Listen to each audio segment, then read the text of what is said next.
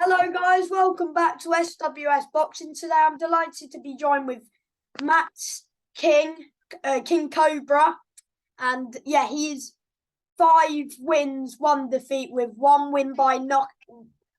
of his wins by knockout, and he's back out in the O2 Academy in Bournemouth against Michael Mooney. How's it going? Yeah. So is it your first 6-rounder this fight, or? No. So I've done 2 6-rounders before. One of the first 6 rounder I've done was in Italy during COVID. Alexandrov. Peter Alexandrov, that's it. And that was a big learning fight for me because I come off a loss then, didn't I? And when you debut? from my debut, I had 8.5 years out of the ring as an amateur, and so after that, that was a big learning fight for me. Straight into 6 rounds, and then the next one, back home after COVID all settled, was a 6-rounder scheduled, but I got a TKO in the first round. Yeah. Knockout in the first round. So can we talk about so you fought your debut at the Copper Box, yeah? Yeah, that's right. And there was nobody there. Was that strange? Yeah. Really, really strange. And the worst thing is, my team had to be split into 2 as well. Because Michael Mackinson, he was fighting Chris Congo in Gibraltar yes, mate, yeah. So that on that show, our team had to split up, and Miles, my trainer, had to come with me, and my manager, which is Michael's dad, had to go over to Gibraltar, and he got the win, and I got the loss, unfortunately. So, but yeah, it was a risky fight that we took. But it opened up many doors to start getting me active during COVID, because I had so long out the ring. Yeah. I just needed to get going. You put up a good performance, mate. Yeah, I did. I've done myself well, and I feel a lot of the stuff in that fight purely was nerves as well, of being out the ring for so long. Ring rust, as they say. Do you know what I mean? Yeah, mate, that is fair. There's no excuses. I think if me and Edward, I've sparred Edward since, and we've had great spars. Yeah, we've had great spars. That's brilliant. I think if we went to fight again, it would be a totally different fight. But maybe that's one for down the line in the future. We'll see. But maybe for a British title down the line. Yeah, maybe we'll see what happens there. Yeah. So after your fight, were you upset at all? Were you? It was the debut. Yeah, the debut. No, because to be fair, I was never expected to win. You were the underdog. I was really the underdog. I really did train hard. It was during COVID. I had 8.5 years since my last amateur fight. So the massive pressure of nerves was on it. But I went in there, I held my own. Once I got settled, I started getting rhythm, started getting a flow. I started to relax a bit more, and then I was happy with my performance, but not happy, if you know what I mean, because because you wanted that win, obviously. But yeah, obviously you want the win. Everyone goes to win, but purely because of the circumstances. And I was a higher weight. I shouldn't have been fighting at that weight. But during COVID and the times it was back then. What weight were you fighting at? So I boxed at 10-12, I believe, that fight. I thought you were welterweight. Yeah, so that I've been boxing at light welterweight ever since. And so you fought what weight were you at for that fight? What, middle? I think it was light middle. Yeah. So he was a bit bigger than you, wasn't he? Yeah, so he was a naturally bigger lad to me. Yeah, he was good amateur. He had very credible amateur record as well. And then did you watch Mikey Mackinson in the changing room after? That's it. Yeah.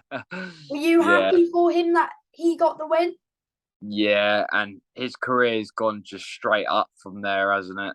Even though he's lost his last fight, he really gave it a good go, and he got so close, but he's just got a good shot, really. He's earned a lot of respect, hasn't he? I think he's won the American fans because obviously the initial fight he went over, and Ortiz pulled out. Yeah, but he got a step in, which was good. And still got to perform in front of the fans, which was good. We were there. Were you there against Virgil as well? I wasn't there for the Virgil Ortiz one though. No. But even so, like, you got to give Mikey his credit. He went out on his shield, and he's the furthest everyone's ever been with Ortiz. Do you know what I mean? Ortiz is telling him the toughest fight he's had. So yeah, you know what I mean. And there's still big fights. There's still big fights for Mikey out there, and he's still in that world title picture. That's it. He's above the domestic level now. Oh, he knows that. We all know that. Again, he would smoke him like he did last time. Exactly. I mean, he schooled Congo. That's it. He belongs at that level. But at the minute, Congo's around British domestic level for the time being. Yeah, that's right. But Congo was favourite going into that fight as well. No offence to Mikey, but I thought Congo was going to win that fight. Yeah, Mikey's been the underdog, and he'll tell you himself. He loves it. He loves being the underdog. He's always been the B side most of his career, and like now he's finally got to places where he wants to be. Yeah. And now I remember his first fight. He was going on the A side, and he couldn't believe it. He couldn't. Like, it was very interesting, the reactions, to be on the other side for once. What, so even in his amateur career, he was always in the away, underdog, technically. Yeah, that's it. But he's worked his way up well, and he's getting his due now, so he's deserving everything. And so is his brother Lucas. Won the English title. Again, he schooled his opponent. Yeah, that was a brilliant fight, wasn't it? You were there ringside, weren't you, as well? Yeah, mate. It was a good event, though, wasn't it? Yeah, it was a great show, that, wasn't it? Did you watch the bantamweight Southern Area fight? What was the names of them two guys? Ryan Walker and Jordan Perkins. I think I caught the last couple of rounds of that. It was a good fight. Yeah, the one after I watched the one after with Marston. What was their names again? Sorry, Connor Marston and Martin McDonald. That's it. Yeah, then he was losing the fight, wasn't he? And then he stopped him in the last round. Knocked him out. Yeah, that was exciting. Anything can happen with boxing, you see. That's it.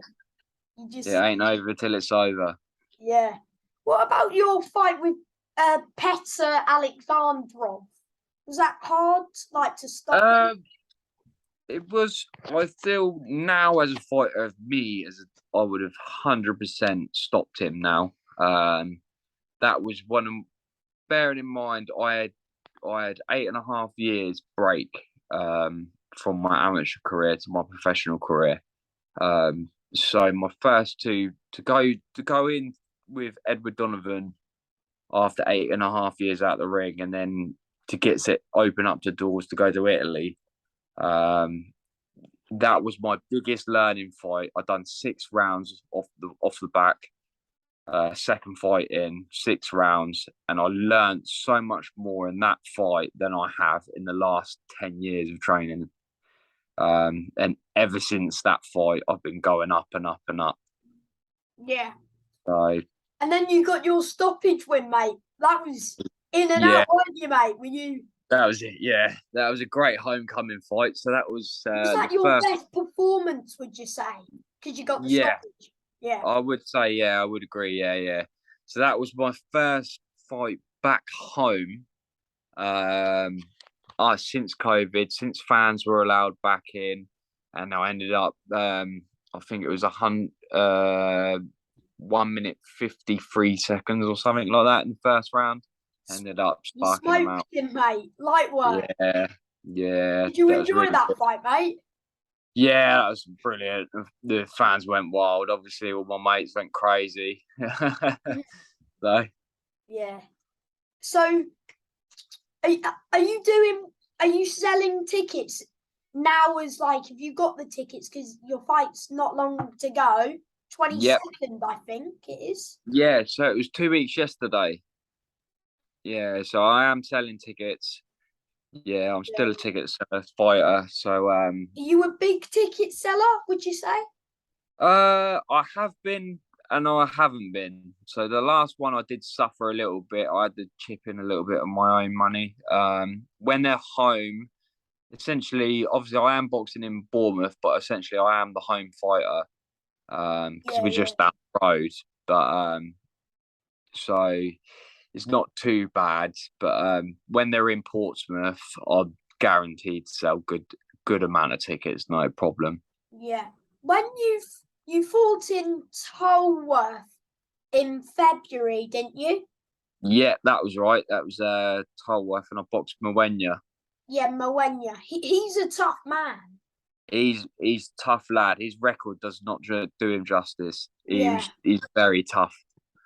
I have known him for a long time because he's not from too far down the road from us. But yeah, he was a tough fight. Awkward southpaw.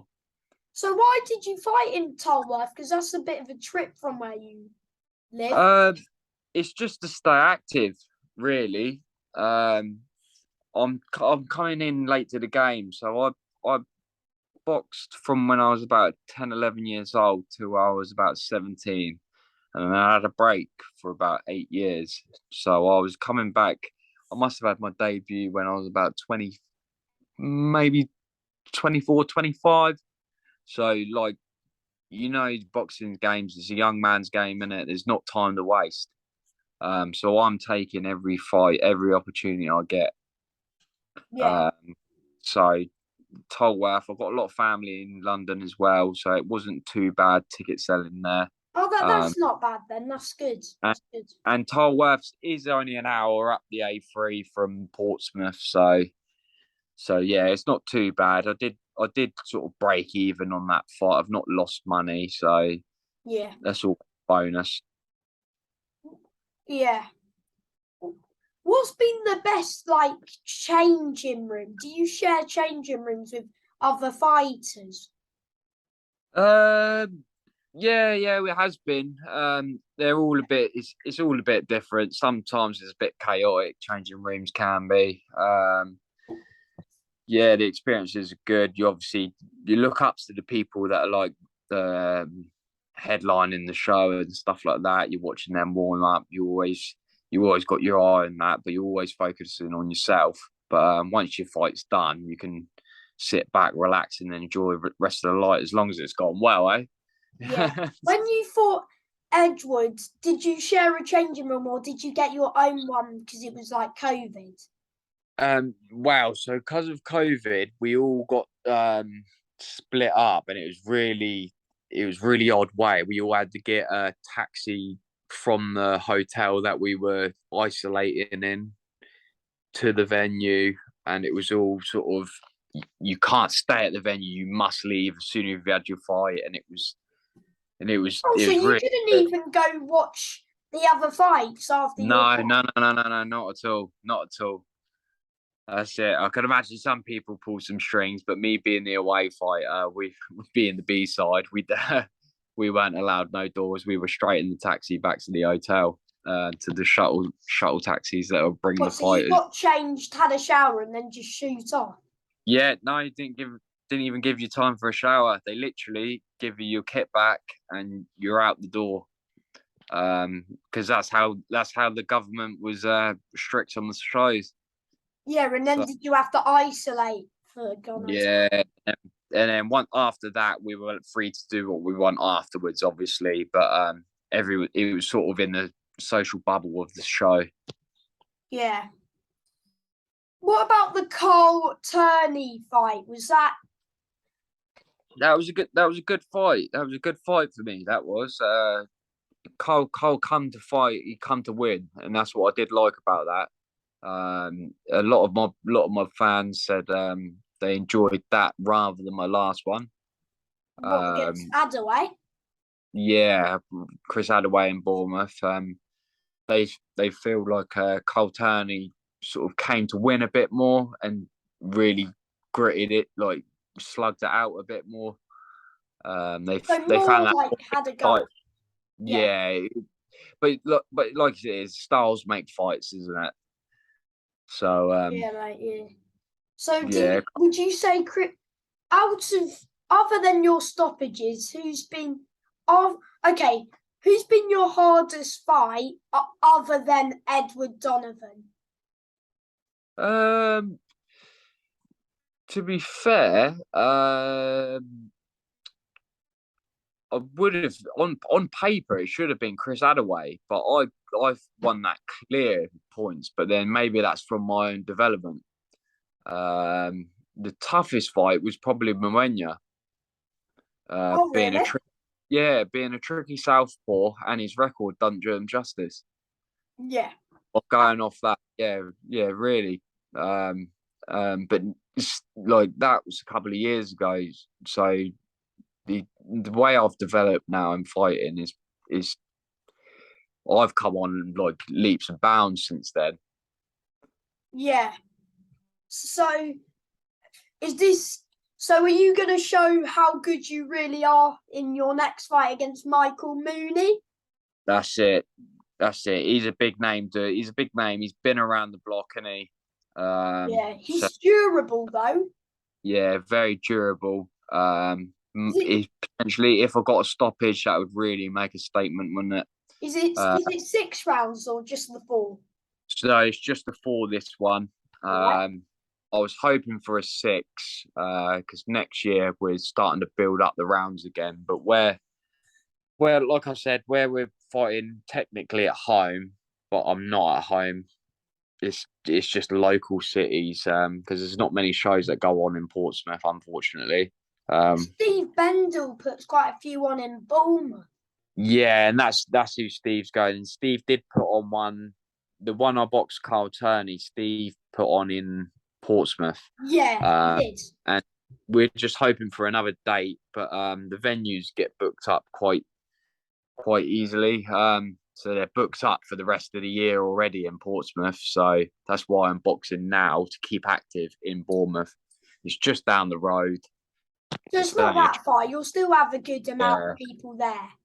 Exactly. But I'm hoping to get next year get a couple of good Portsmouth shows, 6, 8 rounders, build up. And maybe another 50-50. Yeah, exactly. And that's what we're up in the opponents every time, durable opponents, getting another 50-50 and then hopefully fight for the southern area. At welterweight, yeah? Light welterweight, yeah. Even maybe even a little bit lighter. We're not sure yet. We are still working out with my team what's the best weight for me. Who's the welterweight southern area champion? Can you remind me?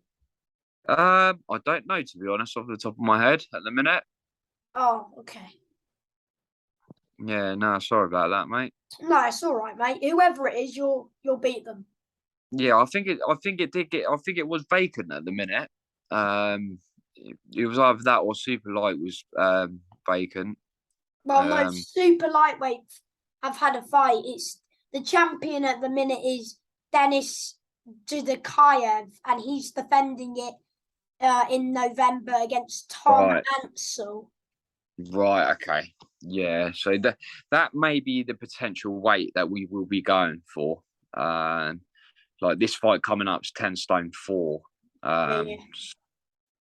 So it's light welter. So potentially day before, but obviously this is the same day weigh-in.